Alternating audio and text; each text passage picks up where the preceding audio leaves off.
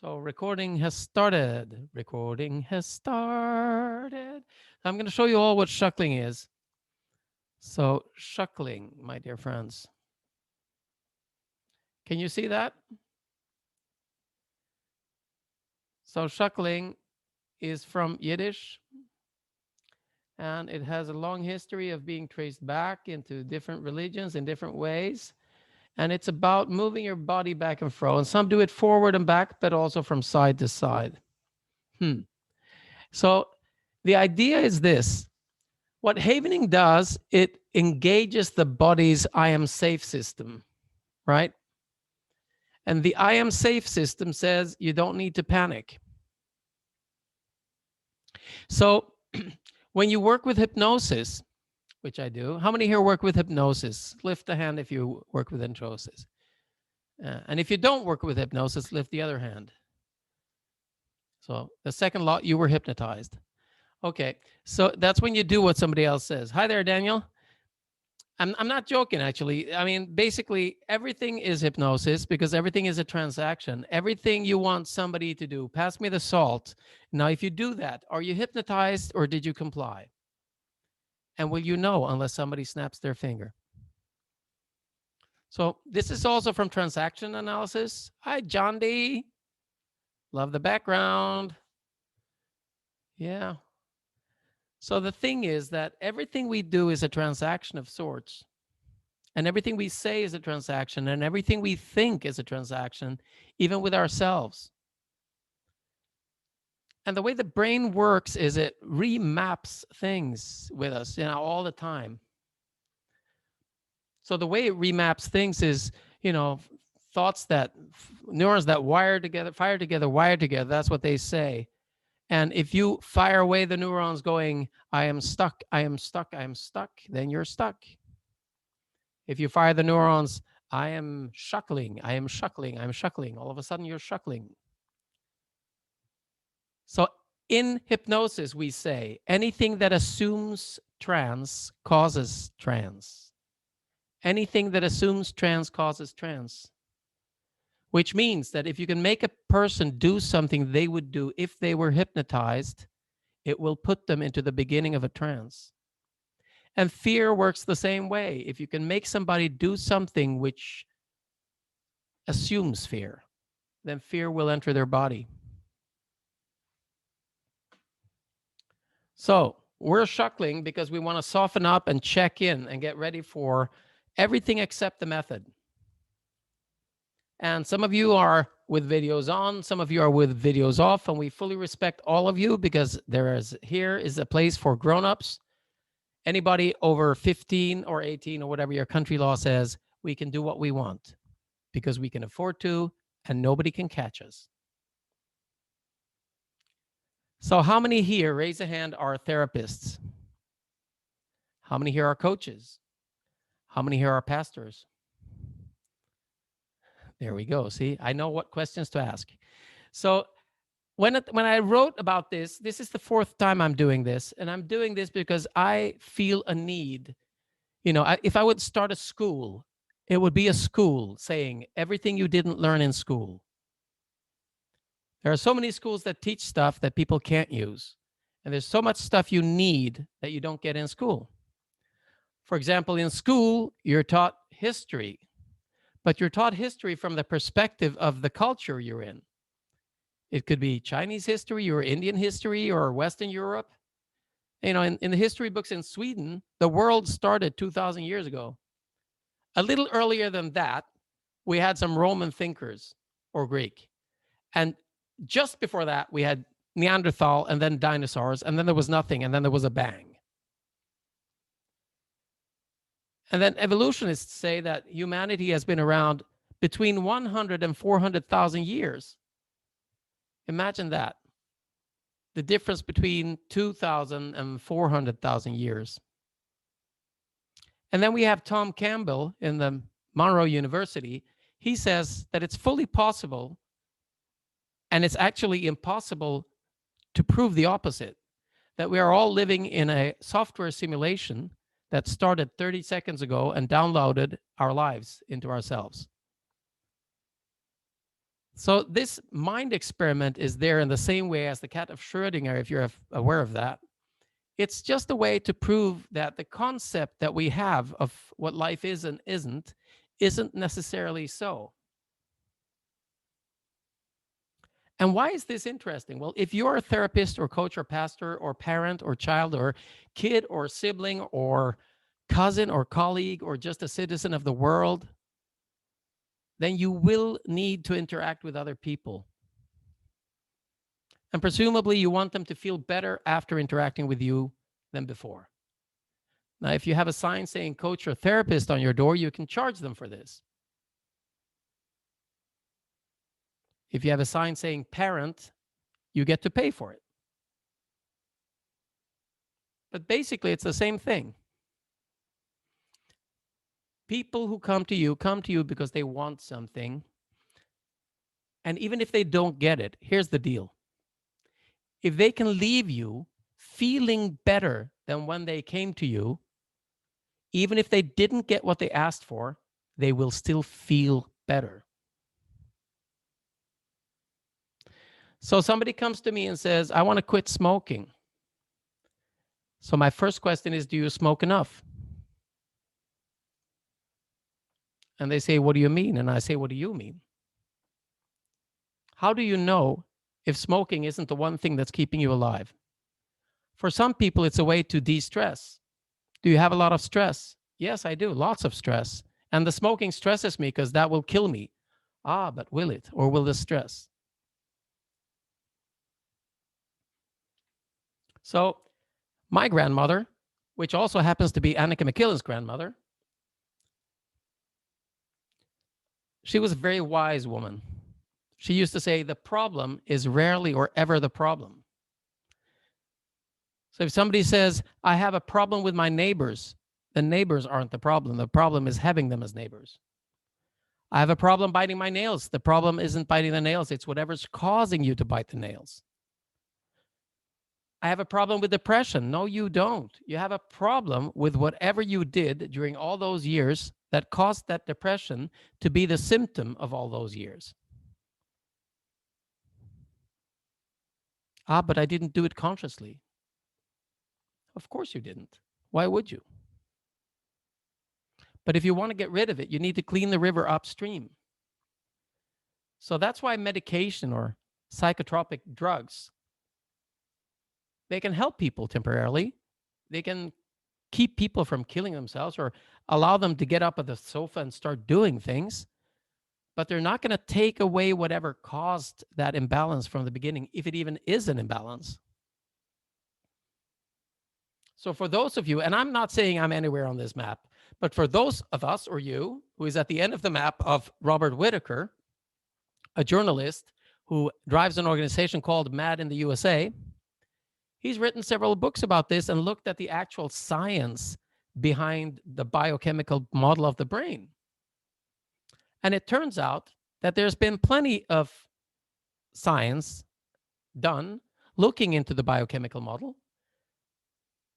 And several of the people in charge of the APA, the Association of Psychologists or Psychiatrists there, they've actually said that there is no proof for the biochemical model. It hasn't been proven. All those diagnoses that you have in DSM-5 and 4 and 3 and 2, well, actually, I think the 3 was the first, all of them have been concluded by voting on symptoms. So it's a fully democratic diagnostic system, but it's not scientific. So if it isn't, what do we have left then? Well, we have the idea about something being hereditary. Could it be genetics? And the answer, according to Bob Whitaker, is yeah.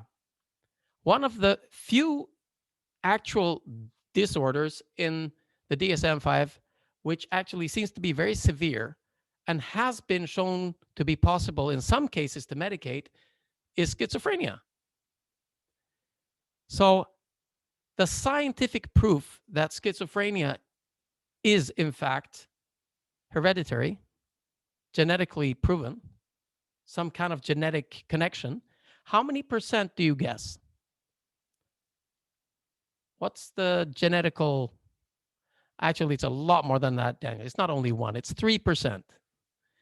3%, that's how much. So we know this. So why do we still medicate if the biochemical model isn't proven and it's not hereditary and it doesn't seem to help? And besides that, 2 studies, one in Finland just recently, followed what happens if you give children or young people Concerta, in that case, as a medication for what we call ADHD, which to me, I've met a lot of these kids and they just seem to have a very big engine, high intelligence, and are bored by things, situations that seem meaningless. But apart from that, and they bug the shit out of their parents and siblings. But apart from that, if we had an army of those, we could easily populate Mars. So if you give them Concerta and you follow up 20 years later, there are considerable changes in the brain that can be measured. This we know scientifically, and they're not positive. And they also pass away earlier than kids who didn't get it. So why am I saying all this? Well, it's because these are arguments that I discuss with my clients, because I believe that the power of the session lies in the hands of the client. So I want to be able to explain to them what is a fact and what isn't, because they have a belief system that says my kid has problems with ADHD. And I'm saying, no, you have problems with your kid having too much energy and being bored easily. And then we discuss it a little bit back and forth, and then we find a common ground, which is somewhere else than it was before. And this actually is neurolinguistic programming, because NLP is about reframing something from the positive intention. So how many here have experience with NLP, with neurolinguistic programming? Raise a hand. How many never heard of it? Never heard of it? How many tried it just a little? See, now you all raised your hand, and that's about, feeling connection, and everybody's knows something. That's hypnosis for you. So the reason that I ask these things to people is I want to understand their belief model. What is it they believe that makes them want to do the changes they're doing right now, whatever those changes are, right? And to find out what people believe, you need to know what they need to believe for something to continue the way it does. Because sometimes all you need to change to help a person is their belief. And that's what every single religious leader did. They all performed miracles that were witnessed beyond doubt. They healed the incurable. Hence, they were godly. And I'm not saying they weren't in any way,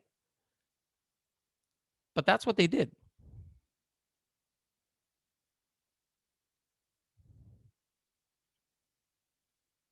So sometimes a belief is all you need to do.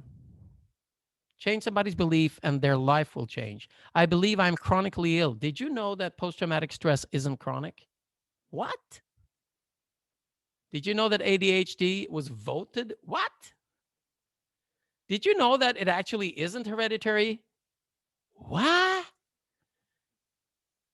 So I find that's a tool, but I need to look into the science. I need to, they can't Google it 2 seconds after and say I'm a dork. So I need to check it. And if you want to check it, Robert Whitaker is a good place to start with Mad in the USA. It's a good place to start because he's really done the science and looked at it and discussed it and debated it and discoursed it. So he presents some really compelling models that are good to read. So I would look at Robert Whitaker and I would look at NLP when it comes to reframing. So what else is it that you need to actually do to be sure that you've helped a client? Whether you're coaching or whether you're doing therapy, and whatever you think the difference is, because I have a problem with that. People ask me, are you a therapist or a coach? What would your definition be? Is it therapy if they say, I feel bad, but I want to feel good? And is it coaching if they say, I feel good and I want to feel better? So I tried Theracoaching and Coachapy, and nobody will Google it. So a flourishing facilitator sounds like something in the, plumbing business. Whatever it is, I would like to hear your definition of what is a good session of whatever you offer, therapy or coaching, and who defines it and how do they define it. So what is it, who defines it, and how do they define it? And I'm going to throw you into breakout rooms where you can discuss this. And usually we would have gone around the whole room saying, I'm this, I'm that, this is what I do and everything. But this time we're going fresh into this. So you'll just have to present yourself. And here's the thing, it's a short breakout session just to get the ball started. What's a good session? How do I know? And who gets to say it? So you'll have the full 10 minutes, which is a lifetime, especially if you're falling from a tall building. So full 10 minutes to do this. And my suggestion is skip politeness. If you're on the Titanic, but this Titanic actually has life vests and boats for everyone. So there's no need to fight. Even the band gets to play in a lifeboat, okay? So everybody, good ending for everybody. But as you're ready to jump into the lifeboats, there is a shortage of time. You have 10 minutes to get into them. It's not going to be like, hello, my name is Schmorkstork. I'm from Bilderberg. And would you mind going first, or should I go first? Or should you, or should I, or should you? So just skip that whole thing, just deal out the oars and the life vests and discuss during 10 minutes the 3 questions. So Godspeed, my friends. And those of you who are not on video, because for some reason it isn't okay. Some of you are at work, some of you just can't, some of you want to listen in. That's all fine. I'm going to assign enough of you to each room so that it should be okay anyhow. So participate to the level you feel comfortable with and make everybody as comfortable as you feel you can do. What, how, and whom?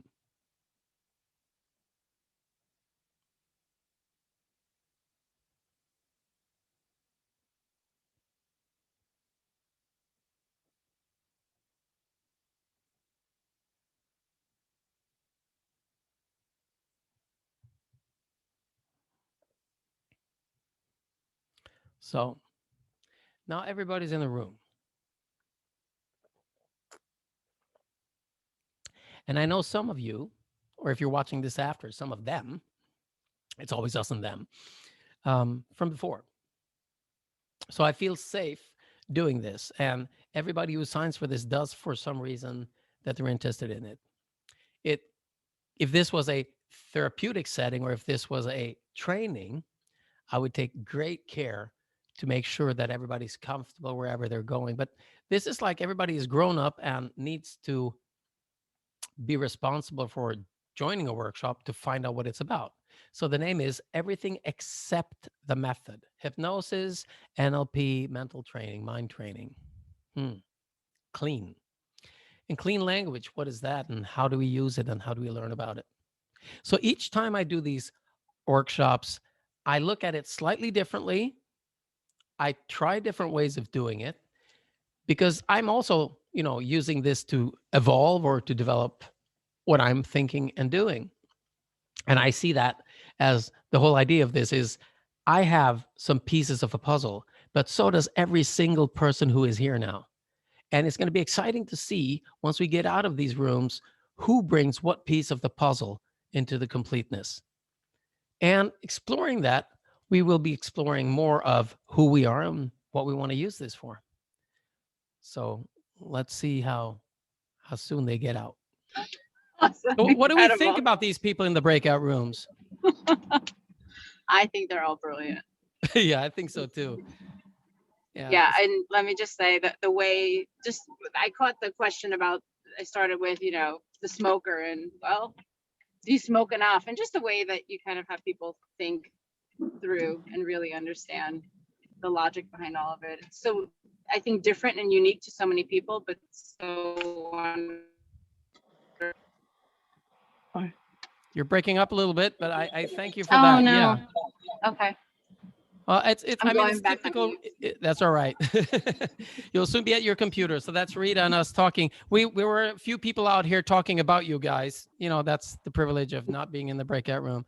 And we said, we love you. You're brilliant. It's all fine. So don't worry. It's all on the recording.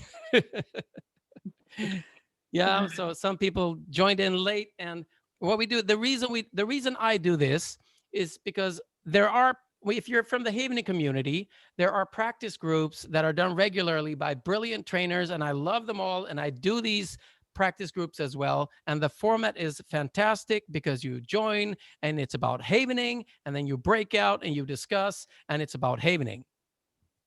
And I do a lot of havening trainings, and I do a lot of tapping trainings and hypnosis trainings and clean trainings and leadership trainings and all kinds of trainings.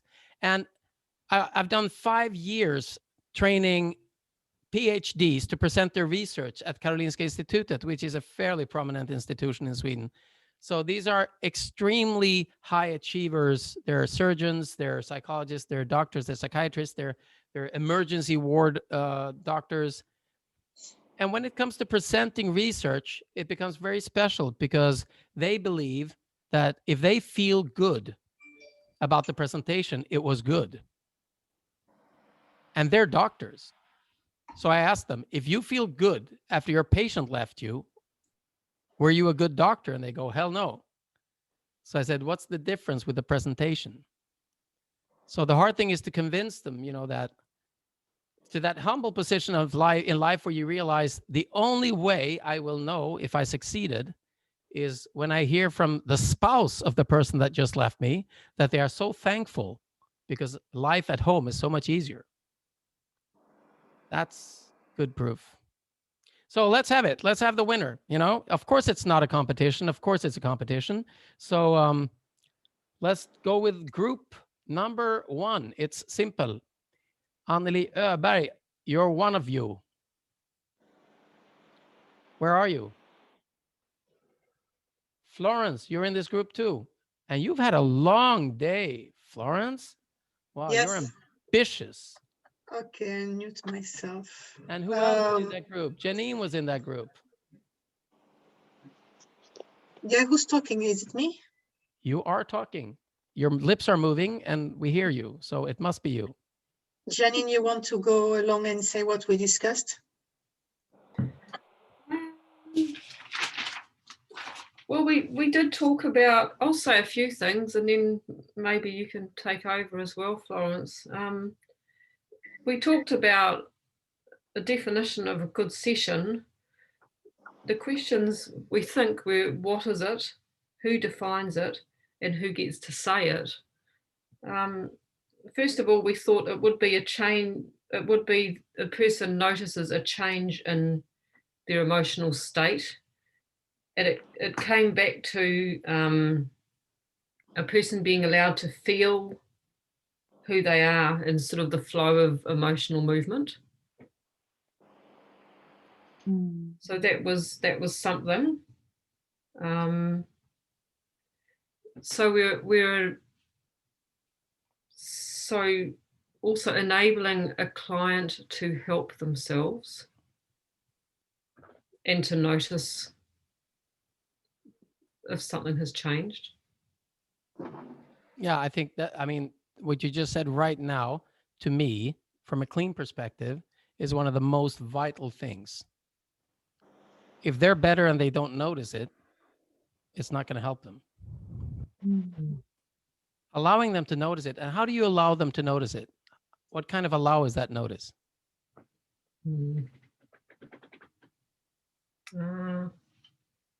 Encouraging feedback. Yeah. So how do you encourage that? What's the kind of encourage that you encourage feedback with? Is that good or is that bad? Yeah. So here's the thing. I think that's a good definition. And it's also one that has to do with timing. Because once you ask if it's good or bad, you're entering the same road that got Adam and Eve thrown out of paradise. You see, once Eve ate the apple of knowledge, you entered duality, the duality of good and bad and better or worse. And that's actually why, they were thrown out. So the thing is before you go to good or bad, I always ask the very simple question, what do you notice that is different?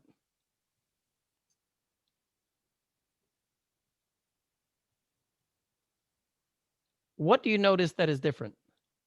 And the question that always is asked after that is that good or bad? And the reason having them in that order is if you say, is it better or worse, then they're looking for something with a judgmental mind. It's not clean. But if you do say, what do you notice? They will go in clean and say, well, the pain is this weird, but now I feel sadness and I'm thinking of my red bicycle. And that's completely illogical, but it's the truth. So the first question is, what do you notice? And then you can ask, is that good or bad? But I love that. Is there more feedback from your group? Is there anything Lena or Florence or Tom wants to add? Yeah, we talked about also to work from your inner voice, to when you allow this meeting that it's from nothingness, everything can happen. If I try to be good therapist, go into my mind and ask great questions, you can never connect with your client. So you have in a way to drop yourself and your own ego and really allow this meeting and really allow that everything is okay.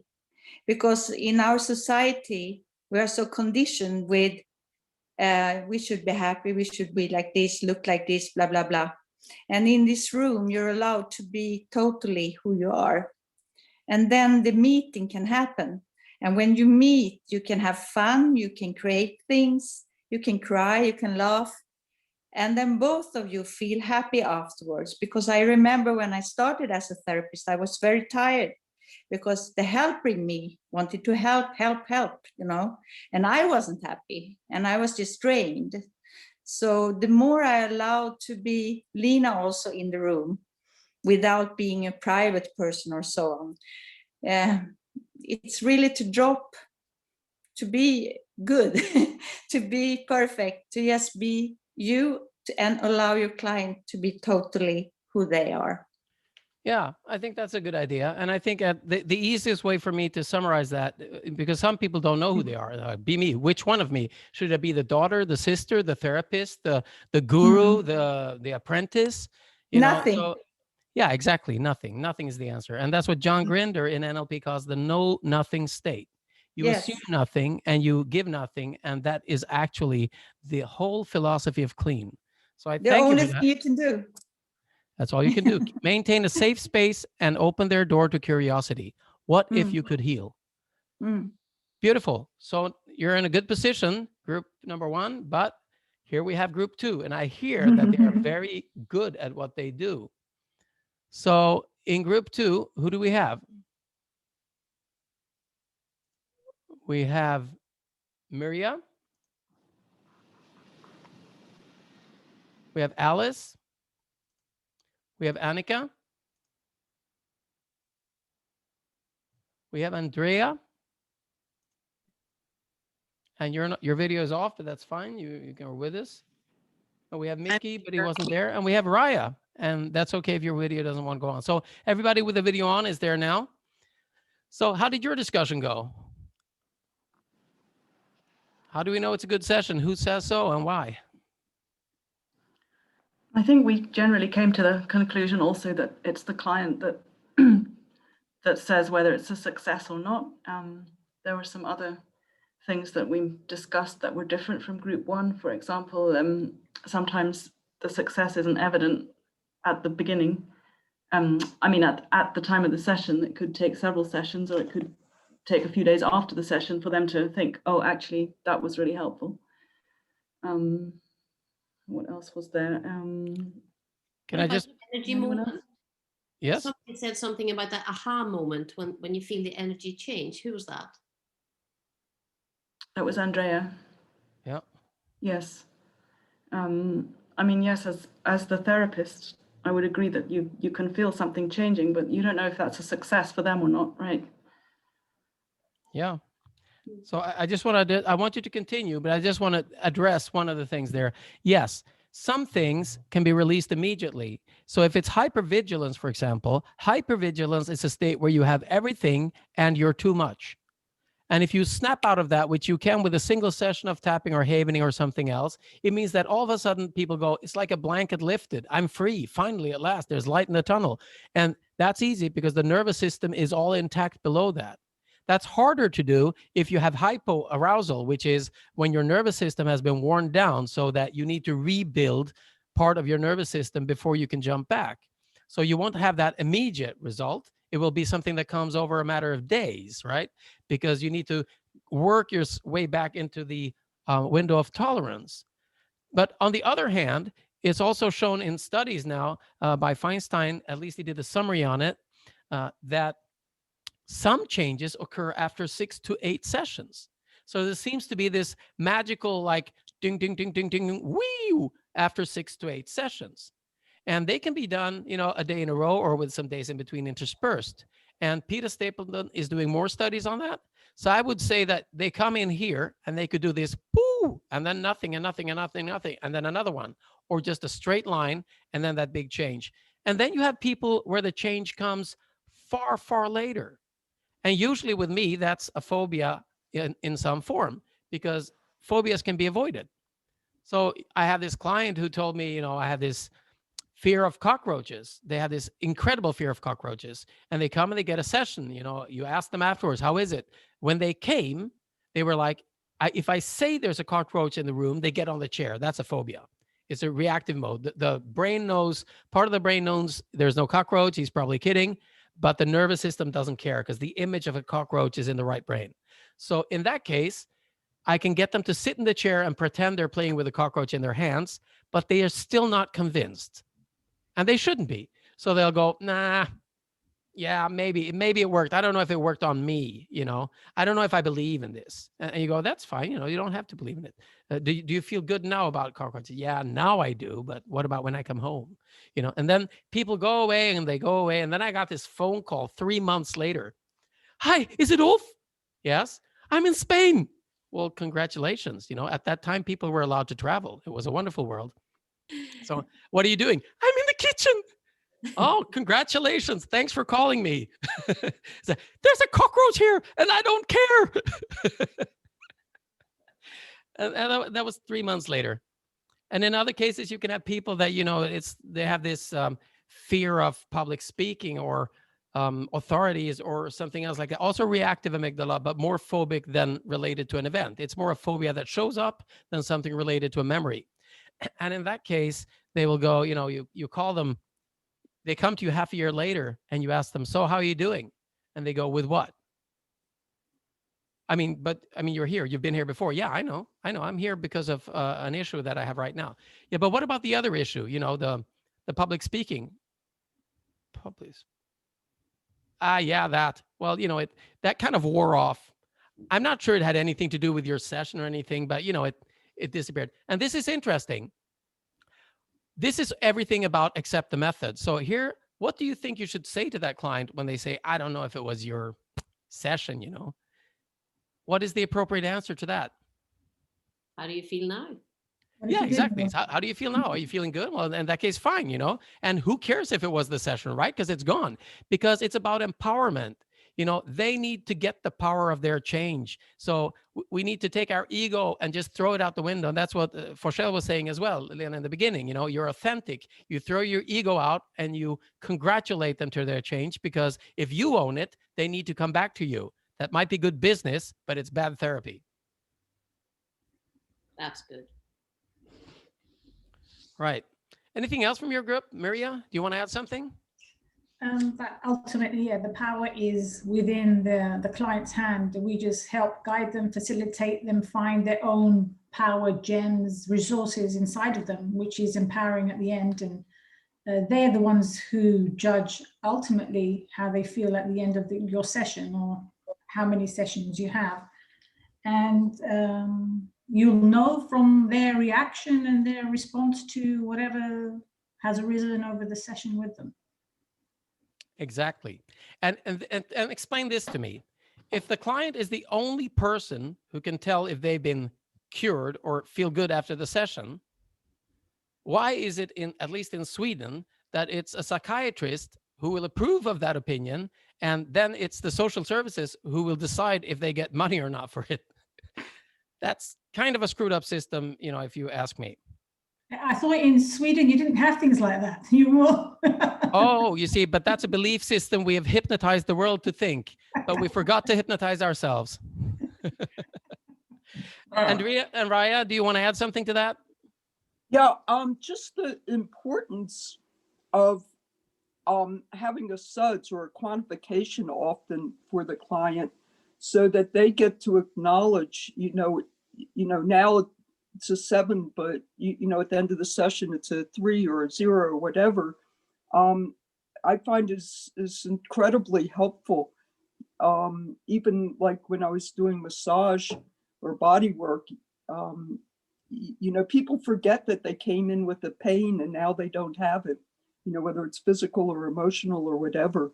And for them to be able to say something other than, I feel bad or I feel fine, which is the tendency, it really helps people to tune in and to be able to get a sense for themselves, is there a difference here, in addition to all the qualitative changes? Exactly. I agree completely. So, and that's why I also say that, what we say is we start with the SUD and where it is and what is it like, in the body. What is that like? That's clean language. It's like a lump in my throat. And then you can go clean and metaphor and say, what kind of lump is that lump? And they say it's like a sponge, like SpongeBob, but, SpongeBob without the coffee. And then from there, you can take it anywhere you want. But you also need the SUD as a, both quantitative and qualitative measurement, but they're both decided by the client. They're both subjective. And that's the beauty. So thanks for this group. Unless Andrea wants to add something. Do you, Andrea? Yeah, just real quick. In terms of the SUDS, I actually have now started to ask them, when I tell them the SUDS, I tell them your SUDS emotional, your SUDS physical. Because then, since I have chronic illnesses, I attract a lot of people with that. And so I tell them to separate it, because they'll be like, I'm still at a 7 with this, but I'm at a 4 now with this other thing. Yep. But if you just tell them basic SUDS, they can't separate. And so you'll always go with a higher number. Very good. Love that. And I can also say another thing about SUDS. There's this onion effect when we have something. So they start here and they're not really tuned in because they don't want to tune into their emotions. That's why they're seeing you. So they're going, I have this feeling. It's like a 7 or 8. What's it like? I don't know. Take it away. And you do this. You start the session and all of a sudden you're going, where is it now? And they go, I believe it's a 4. And all of a sudden they sound like Alan Watts. And you're like, what happened? That 4 obviously is not a 4, which is half of the 8 they had. Because if it was a 4, it would still be a ooh with a 4. It's a ooh with a 4. So there, I would normally assume that the 8 thing actually disappeared. Boop. That layer of the onion is gone, and the 4 is slightly different. And like you said, if you make them at least define, is it physical or emotional? Where is it in the body? I always ask, where is it in the body? Belly or chest or throat or head or everywhere. And those positions will actually also connect with the M-brain method. Because, some symptoms are in the belly, some are in the chest, some are in the throat, vagus nerve, and then you have the head and the whole body. Right. Good. Thanks, this group. And I'm reading something from Ann-Cathrine too. She just joined us while you were out there. She was one of the ones talking about you when you weren't listening. I'm removing the spotlights, thanking this group. And I just want to, before I read that, I just want to tell you a quick thing here. So I keep talking about a clean approach, and some people believe that I am a fundamentalist. Ask my sister, I'm not. So what I'm saying is, when I say clean approach, I mean be as clean as you can, and when you can't, don't. Because at the end of the day, it depends. But a clean approach, like Lena was saying in the beginning, is coming clean and authentic, which means assume nothing and be grounded and centered, and don't come in with your dirty laundry. If you just had a discussion about cleaning the toilets with your, better self, then you shouldn't bring that into the session. You clean yourself and you come in extremely grounded and clean. After that, you use the words of the person. And this is rapport of NLP. This is also mirroring. This is also about making them feel heard. How do you feel heard? Well, if you don't have a heard, then what you can do is you just tell people what they told you. So somebody comes in and says, I have this weird feeling. If you say, oh, where is it hurting? They will go, it's not hurting. It's a weird feeling. But if somebody comes in and says, I have a weird feeling, and you go, oh, a weird feeling, they'll go, yeah, you were the first one who understood me. You know, nobody else understands. It's a weird feeling. So it's about the tone of their voice, their body posture. It's everything. All you have to do is use their tone, body language, and everything for the words that they use. But you use the words of the person, and Clean Language uses that as a formula. It's 12 questions by David Grove that find out, why are they feeling this way? When does it start? How does it go? And what is it like? And once you find the metaphor, you can work with the metaphor instead of the actual event, which means it's 100% safe from flashbacks. The next thing is ask for no details. And this is because any detail you ask for is derailing the client's mind from where they are naturally going if you maintain a safe space. They've been looking for somebody who can help them sort out something that happened that upsets them when they think about it. If you start asking for details, it's going to disturb them. So, normalize neutrally.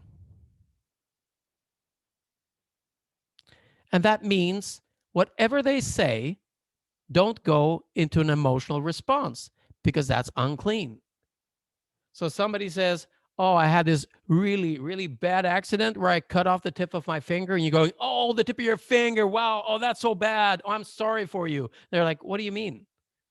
I finally thought, that I was like, what's his name? Tony in AC/DC, who also cut off his finger and played guitar in a completely different way. And you're going, oh, sorry, I didn't realize that. Yeah, weird feeling. So don't assume anything and normalize. Yes, of course you would feel that, And then you focus on the future. Now, a lot of therapy that comes from psychoanalysis and the ideas of Freud. And by the way, let's have a guessing contest here. I'll remove my spotlight and go into gallery. Okay. So Freud's theories have colored all the years of therapy ever since. And it's the idea that we have a subconscious mind, and that we in our childhood are formed by our experiences and our subconscious deep, dark desire to win our other sexed parent from the other parent. And if this isn't true, it still is true, because Freud said so, because he felt that way. So that's a very short summary, and it doesn't do him justice in any way. And he's written some brilliant things and theories, but I still want you to know that I wonder how many actual patients do you think he saw? This is the foundation of pre-modern psychology. So how many patients? Write it in the chat. How many patients? Let's see who gets closest.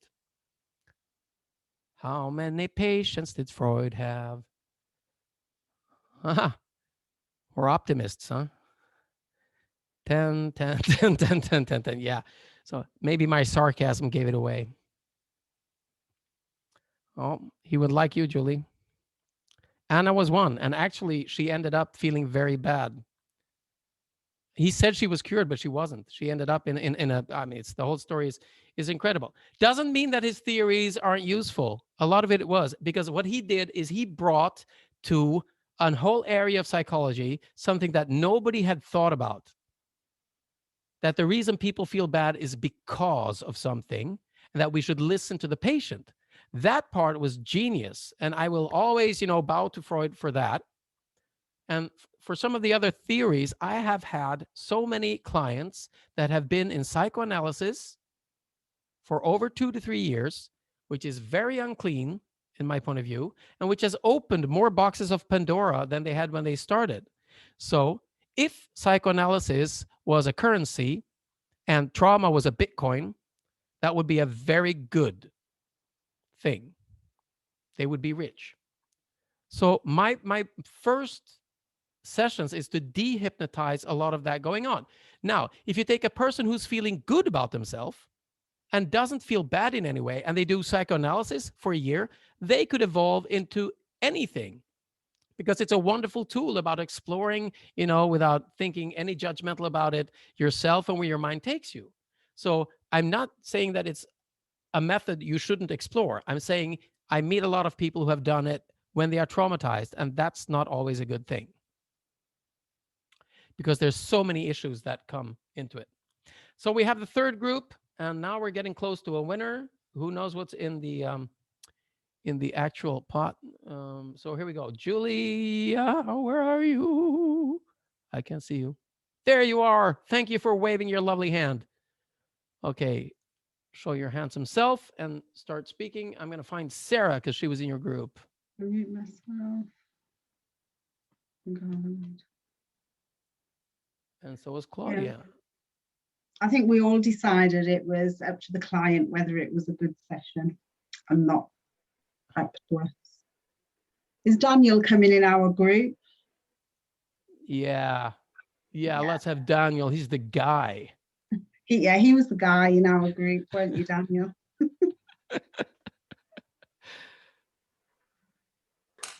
Yeah, I'm in. So let's hear it.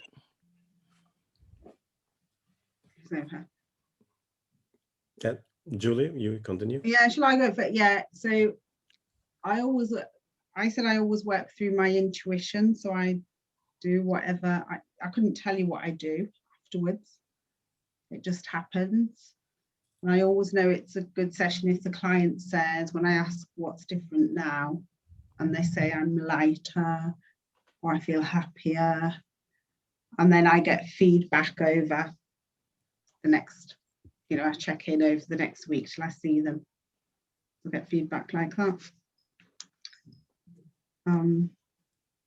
And I know it's really good because usually after the third session, they say, my partner wants to come and see you as well because he's noticed such a change in me.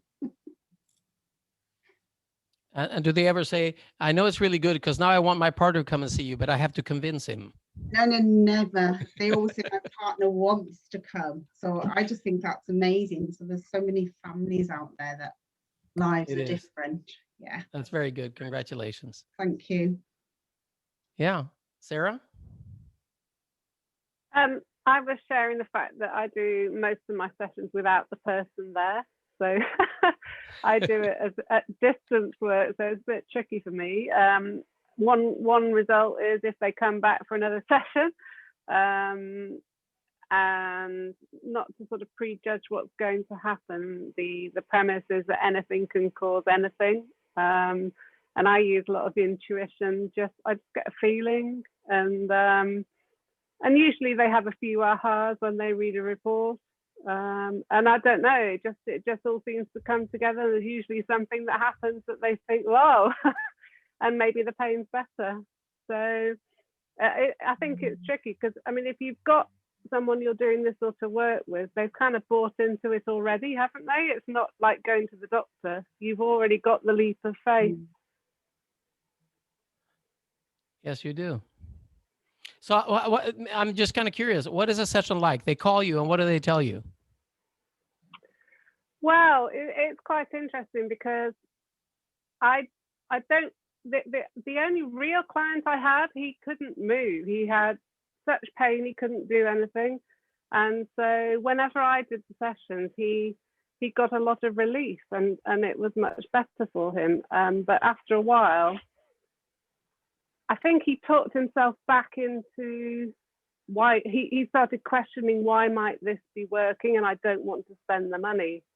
And so however effective it is, if the client decides money is short, they self-sabotage. I think, was it Daniel that was talking about that? They get into self-sabotage and then you got a bit of a lull, haven't you? So I don't think I want to not be a therapist. I don't want to be doing this work, but I find it fascinating. So I'm not a traditional or I'm not really doing this. I do it as a hobby, or I do it with people and I don't charge them. So I almost take the need to fix away, because it is, let's see what happens. I don't know if it's not my profession. Ah, but you see there, we differ in our view of what's a profession. If you do it, it's your profession. See, I come from the world of music where people say, what kind of a musician are you? Are you a real one, or are you a hobby musician? And the question is, where do you draw the line? If I have 200 gigs a year and I do them pro bono, if I do 1 gig a year and get paid, or if I'm still waiting for a gig, but I'm one of the best ones in the world.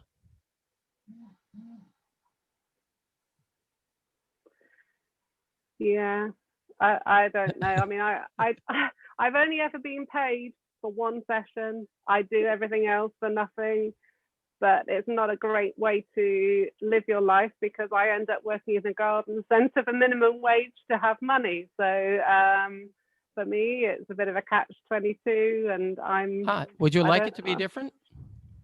No, because I think I want to write about self-resilience in a different way. I want to tell the story of it, and I want to turn it into what people can do for themselves rather than relying on other people.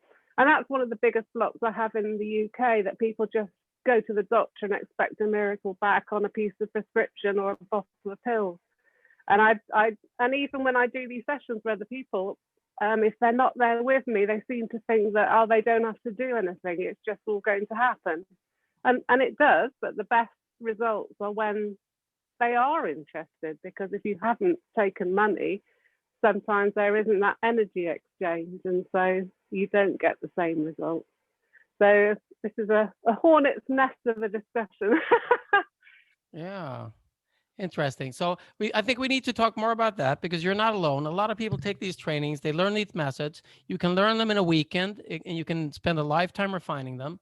And people do it as a hobby, and for the same reason musicians do it as a hobby, because they don't want it to become a job, because job means it's not fun and you pay taxes. So what they want to do is they want to keep it fun and no pressure, so they can keep their love of it, which is what an amateur does.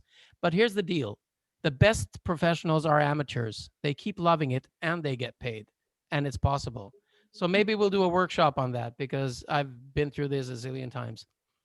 Thank you for sharing. Love that. So Daniel, you're the cream of the cake. You're the topping, so you don't get to speak. We're asking Claudia first.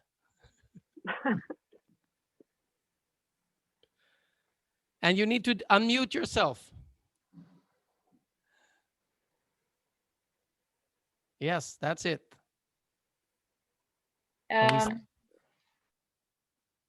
So some discussions I couldn't understand from the language. That wasn't necessarily good, but when I go from my perspective, so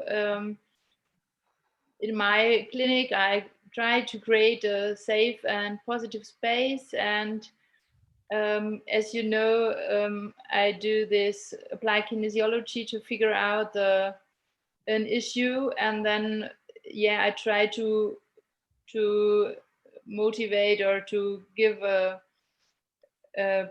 permission. I ask for permission, and then that the person can allow movement and relaxation, breathing, and I try to bring some humor or surprise in the treatment. Well done. And then so I think now it's a little bit different. It's not just applied kinesiology. I try these techniques from you to integrate, and if there are a lot of emotional issues connected with the body themes, then I can join the hypnosis and the havening, and I explain what I do, and the people like it very much. And after, if I ask the questions, how is it now? Where do you feel it in the body? So in the end, often it's gone, and the scale from 1 to 10, it's sometimes it's 3 or 2 or that depends, but often in the emotional case, it's 0. And yeah, that's very amazing for me. That's cool. So I know, we've met several times, and you do applied kinesiology, which means you're muscle testing to find out what people have, what issues people have in the body. And you're adding hypnosis and havening to that so that you can deal with emotional issues and so that you can lead the brain so that the body responds with some of the hypnotic language patterns. I'm just saying that for the benefit of the rest so they understand, because I think it's exciting when these modalities are cross-used in that way. So thanks for doing that and congratulations. And I love the shirt. That's the motto of life. Dance like nobody's watching you. Actually, I would have one that says, dance in a way that you would be ashamed yourself of if you saw it. So thank you for that. Yeah, great. And who's the colleague? This is my colleague from the clinic. It's Vanessa. Hi, Vanessa. Yeah, she's also naturopath, and yeah, we are working very close together. So we allow us to sit. Ah, there you go. Yeah, well, of course you should. She's a heroine. That's beautiful. Great shirt too. So Vanessa, great to know you. You know, she's a nurse also. She's working Perfect. with corona patients, and yeah, it's a hard job, but yeah, we relax in my clinic together. Yes. Great. Well, I hope to see you on some more of these and sharing more of the techniques. Yeah. Happy to see you. All right, Daniel, it's you. It's you. All the spotlight is on you. No pressure. Actually, let's call it a pressure cooker. That's actually, but this is my go-to metaphor when it comes to stress, trauma, and stuff like that. I said, like a pressure cooker where you have this kind of small whistle, and then you take off that whistle and you put a nail and then just hammer it and let it boil. And basically what we do, we dehypnotize you, we take that off, and then we try to release everything if you would allow it. And that will go on to that joke of the how many hypnotists you need to change a light bulb. Actually one, but the light bulb needs to want to change. So basically one of the worst, that's why I went a bit rhetorical on the when we were talking about it. You know, what is the a successful session? I said, okay, I'll go to the unsuccessful session, one of the worst sessions, and anything but that will be successful. It's like when you have that client that doesn't want to cooperate, even though it's like they and then you discover that either the husband or the wife sent them, or the mom sent them, or something like that. And it came up like 2 days ago. I received a call from a woman. She said, "Hello, doctor." I said, "Excuse me, I'm not a doctor." I said, yeah, they gave me your number. Is it Dr. Daniel? I said, okay, that Dr. Daniel it is. So how can I help you, ma'am? She said, I want to book an appointment. I said, how do you know that I'm the right doctor for you? I said, it's not for me, it's for my son. I said, how old is your son? She said, 46. I said, what is he?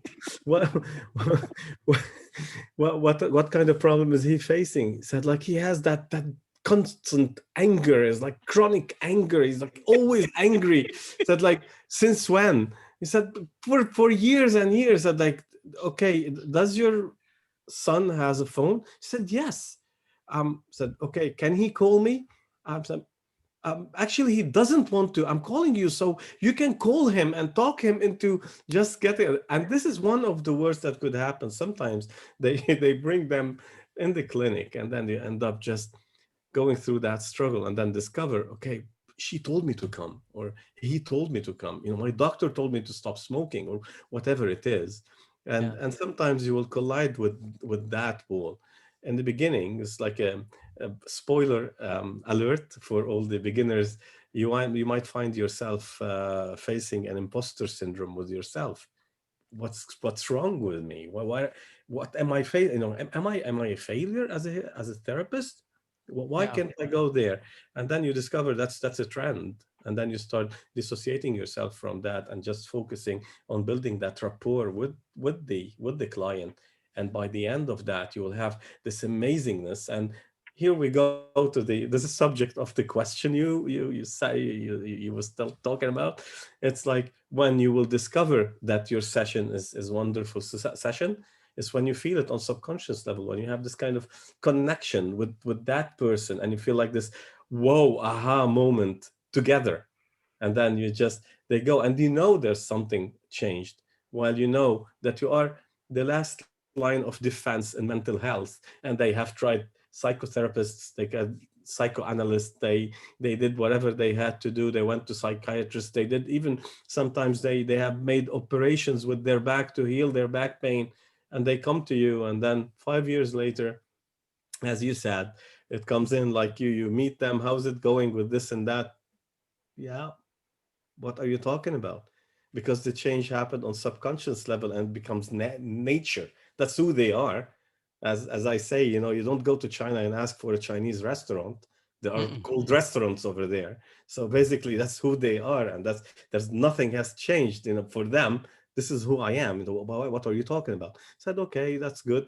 So that's why I get the credit ahead of time, when I start my pre-talk and I say like, hypnotherapy or whatever I do, as I said, is like I'm an emotional intelligence development specialist, because I use plenty of things. So I had to just like come up with some sort of a name. So so at the end of the day, you tell them this therapy is quite an ingrate, what you call it, ingrat in French, as a profession. Ungrateful. Yeah, ungrateful profession, because at the end of the day, they will leave. They will forget you. You know that you have made a change, but nobody applaud you. So you better get used to it, and you just do that. Just enjoy it. So I agree to that. I think that's very good. And I think, you should never ask yourself, am I good or bad? Because good or bad will only throw you out of paradise. You should ask yourself, did I do my best? Yeah. Was I clean? Did I provide a safe space? Did they leave me feeling something, whatever that was slightly better than when they came? Did I make them curious or hopeful? Because if they're hopeful and curious, they will find a way if you provide the safe space. So Daniel, I'm having an issue here. I'm pretty good at guessing, where people are from and where they live. But in your case, I'm not sure. I'm getting 4 countries on the map. You have to tell me which one it is. And maybe I'm completely wrong. So you could be Canadian, you could be in France, you could be in Israel for some reason, or you could be in Belgium. Now, which one is it, or isn't it? I'm in Beirut, Lebanon. In Beirut, Lebanon, dang! But I mean, you just had me, I couldn't place it, the last name and everything. So Beirut, okay. So the casino is still locked down, is it? Yeah, everything is locked down. Everything is locked down. Our mind is locked down in here. Yeah. Well, last time I was in Lebanon was when they were going to rebuild the casino. So I was there offering equipment for them, and I went and had lunch just in front of the suicide cliff, down in the harbor. They have a place serving lovely cheese things there with a green facade. Yeah, love that. Well, good to see you. So what's your main line? Is it havening or hypnosis? It's hypnotherapy, actually, and regression to cause. I'm quite an Elmanian based, let's call it this way. I was trained by Gerald Kine. Okay, I'm a trainer at the Dave Elman Hypnosis Institute. Right. So, are you a hardcore regress to causist, or can you step aside from that? Yeah, I can step aside from that. I told you, I call myself like an emotional intelligence development specialist. So I use lots of EFT, NLP, regression to cause. Yeah. I was telling the ladies there, I don't use a tank to shoot a mosquito on a wall. So I don't go to regression to cause for everything. So sometimes you need to go through guided imagery, plenty of stuff. So beautiful. Curious, how did you find this? The whole thing here is as a first time. Yeah. It's quite interesting. It's quite interesting. But how did you find us? How did I find you? Actually, Patrick Larson is part of one group with Tom. Excellent. Tom Silver. He guided me to the Hypnosklubben, and I posted something related to the legal part of hypnotherapy in Sweden, because I was doing a research on the laws of hypnotherapy in Sweden, so I had to go through a lot of translations and stuff. I posted that on the Hypnosklubben, and I was quite curious there, and he just shared your book about the tapping in Africa with one of our groups, and it was quite interesting. So from one place to another, I I saw an email from you in my mailbox. I clicked on that. After I was in a very bad session, by the way. I finished one of the worst. It was like talking to myself, because the person on the other side, as we say, we need a certain IQ level in order to be able to work with that person in hypnotherapy. But that person was quite like, I really was talking to myself. So doing parts therapy with that, okay, now be the man and don't be maybe silent. not. Okay. So it was like, anyway, I finished, I just clicked there, and here I am here.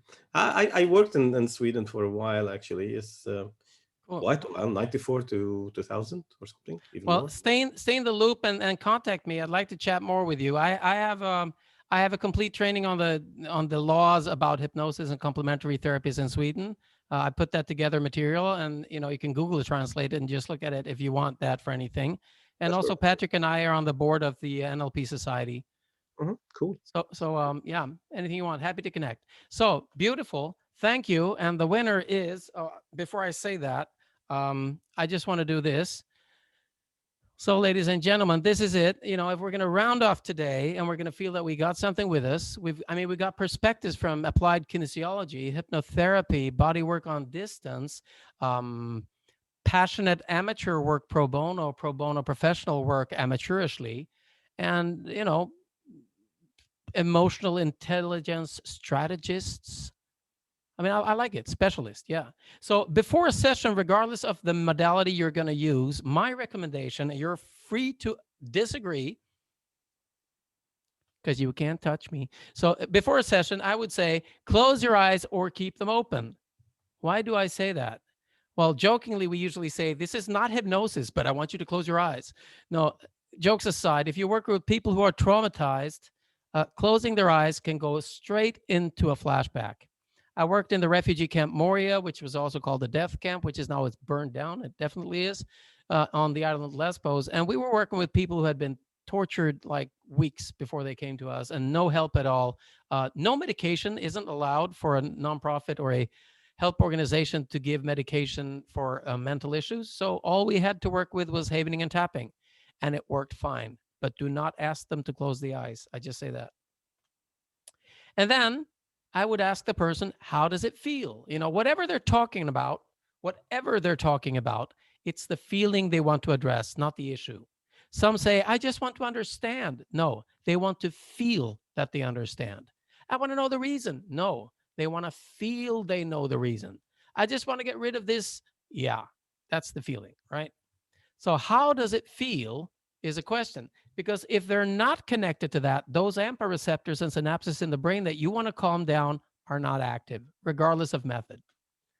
So where is it in your body? Does it have a shape or direction? And I ask this because of the M-brain theory, because of chakras, because of experience. If it's in the belly, it is stress, fight, and flight related, usually, because that's one of the first target organs for that.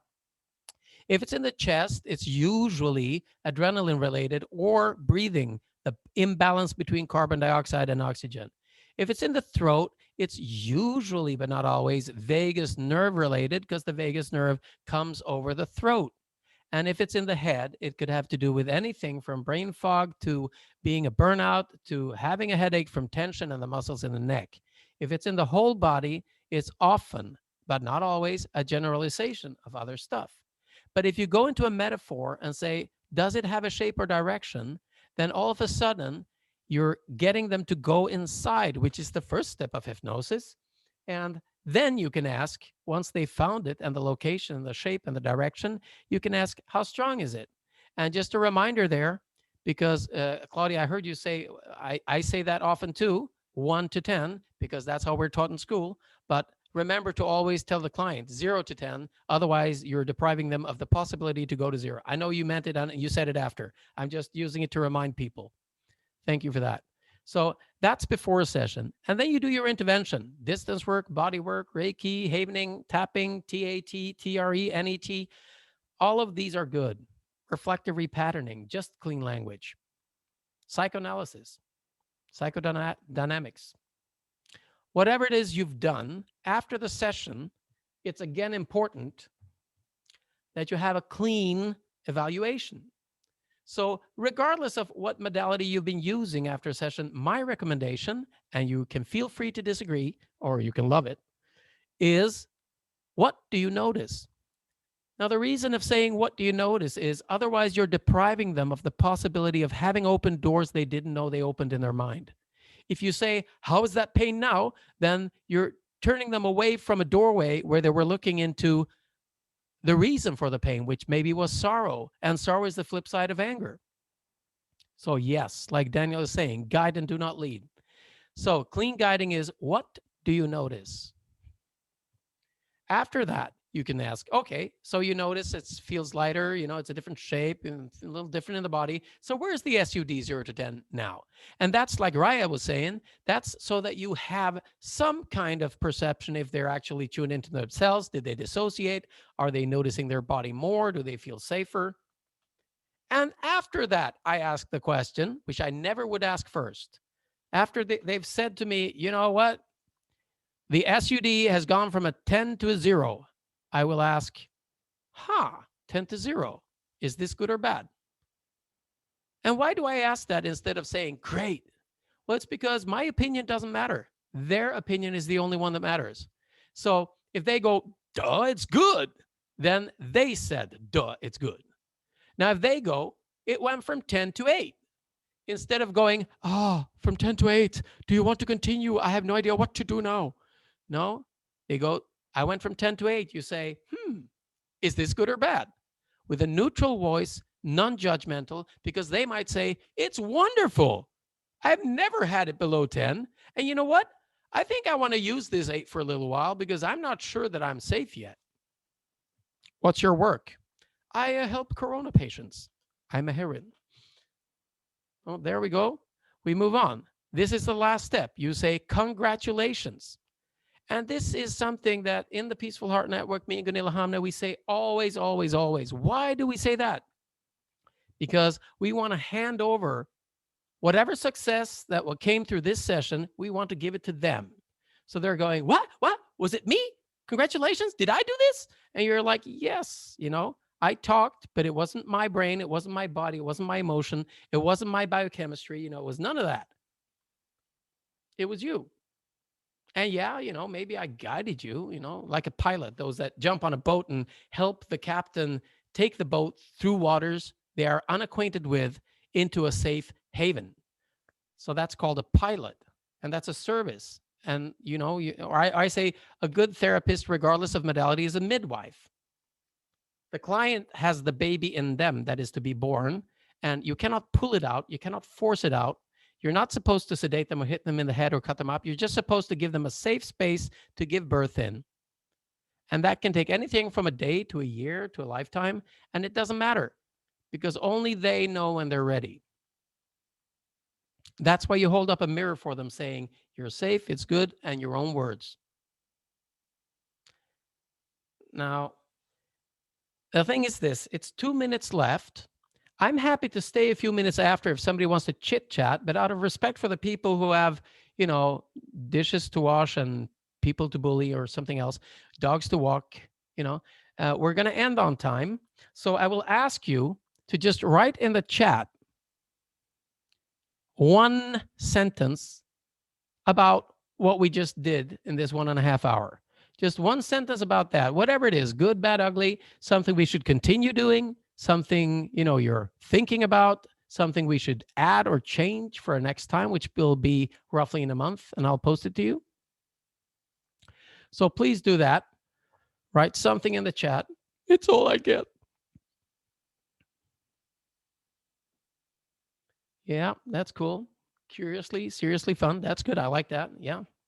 You see, I'm a musician. I've been a musician since I was 15, professionally. And we're used to getting applause. Don't applaud now, but we're used to getting applause. We get when you do a good job, we get standing ovations. I went from that to therapy, and I'm still a musician, but we can't play. So with a client, you notice that with some modalities, people want to hug, and they don't do that either after the session. So now it's more like namaste or whatever. Tu parles français aussi, Daniel? Oui, bien sûr. Okay, so we have Florence here. She speaks French too. I think we have more French speakers. Michelle Hughes, you joined a bit late. We love you anyhow. Don't feel shame, feel joy. You will have the recording. Okay, so we're on time and we're going to use the last 60 seconds of the 30th minute to do a little self-hypnotic kinesthetic self-induction, right? So I usually do this and because I enjoy it. So you take your hands and you just follow me like this now. You take your hands and you follow me. So you have to do this now. If you're not doing it, you're doing it wrong. And if you're not having fun, you're doing it wrong. And if you're having fun and doing it, you're doing it right. Because there's only one way to do it, the fun way. So you're throwing things over your shoulder into a backpack. And this is the good, the bad, the ugly. You can take some stuff from above and you can take it from the floor. And you can take it from around you and you can grab it in the air, but get it all into that bag on your back. Yeah. And this is the stuff that, you know, you were going, yeah, I know that. Or the stuff you're going, shit, I didn't know that. And the stuff you're going, yeah, I like that. You know, any kind of emotion you have. And if you don't have emotions, you know, ask somebody else. There's usually somebody who has them. Some people have, you know, doubles they can trade. And now you take your backpack off and you swirl it like this. Because when you swirl water, the actual ions in it, the particles go in different directions. And now you take this backpack and you model it into a very, very small lump of, yeah. And then you blow carefully into it, very carefully, like that, as if you're making a fire turn on fire. And then you open your hands and you blow hard and you look up in the air and you close your eyes. And those are the butterflies of expectation and learning. And tonight, as you fall asleep, they will immaculately land and creep into your heart and flutter. And then they will organize themselves into a large school of butterflies, fluttering in your stomach in that way that you'd like to have happen next as you go into whatever is you're going into.